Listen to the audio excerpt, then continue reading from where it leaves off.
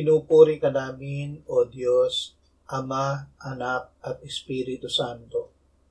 Salamat, Ama, na ibinigay mo sa amin si Jesus na iyong anak, na namatay para sa aming kasalanan, iyong muling binuhay, iniakyat at iniluklok sa iyong kanan sa langit.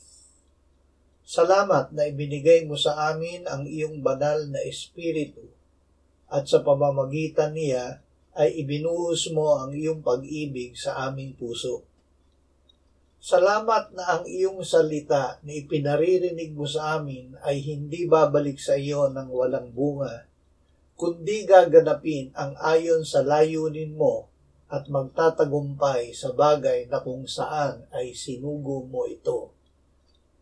Salamat na si Jesus ang iyong salita na nagkatawang tao, ganap na sumunod sa iyo hanggang sa kamatayan sa krus, iyong muling binuhay at ngayon ay naghaharing kasama mo bilang Panginoon ng mga Panginoon at Hari ng mga Hari.